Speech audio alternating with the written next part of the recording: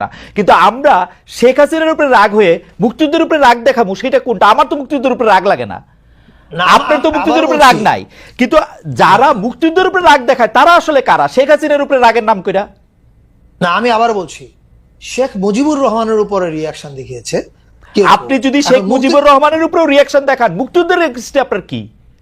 আমি আবার বলছি, আপনি কি আমাকে এবং আমাদের সরকারকে যদি বলেন, বা বাংলাদেশ আপনাদের সরকারও তো দেখায় দেয় যে ইনু সাহেব দেখায় দেয় হাসিনা রেগে জিগান, মুজিব রেগে জিগান, আমরা তা করে জিগাবো কেন? আমারও তো হাসিনার উপরে অনেক রাগ। আমি তো জীবনে মুক্তিযুদ্ধের উপরে রাগ হইতে পারি না, শেখ মুজিবের উপরে ৭১ পর্যন্ত রাগ হইতে পারি না। তো না, আমি বলি, আমরা সরকারের তরফ থেকে যদি আপনি কোনো একটা কারণ দেখতেন যেটা মুক্তিযুদ্ধকে ডিসরিগার্ড, ডিজোন করার চেষ্টা করা হচ্ছে, তাহলে আপনি এই কথা বলতে পারতেন। হাসিনাকে জিজ্ঞেস করুন দিয়ে কি বোঝানো হচ্ছে? বোঝানো হচ্ছে, আপনি দেখেন ভাই, আপনি এটা কেন বুঝতেছেন না?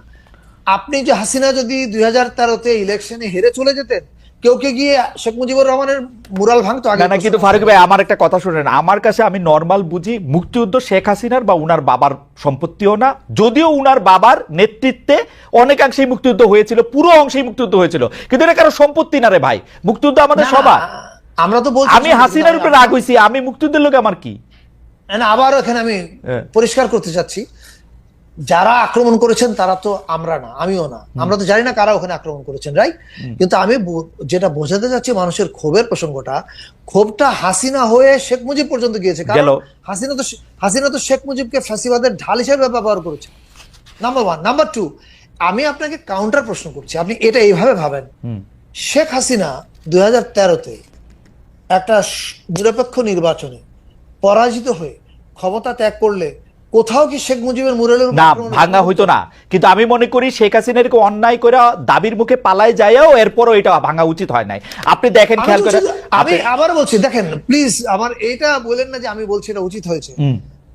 না না, আপনি যা বলছেন সেটা পরিষ্কার, আপনি বলছেন যে আপনি বলছেন আমি উচিত হয়নি, এই কথাটা সবসময় বলছি।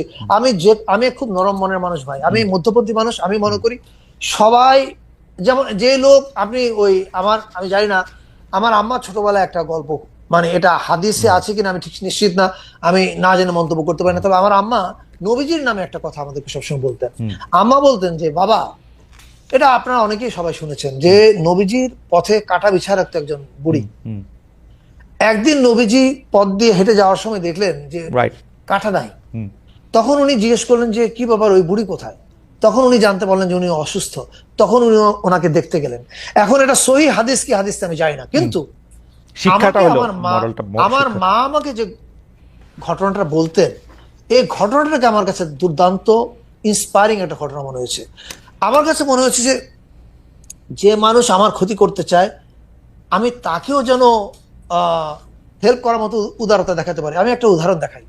আপনি এখন যে দেশে আছেন, আমেরিকা, সে দেশে একজন বাঙালি ভদ্রলোক আছেন, ওনার নাম, আমি যদি নাম ভুল না করে থাকি, রইসুদ্দিন, হয়তো নাম ভুল করতে পারি, আপনি গুগল করলে পাবেন। উনি আমেরিকার কোন একটা রাজ্যে ওনার একটা দোকান শপ চালাতেন।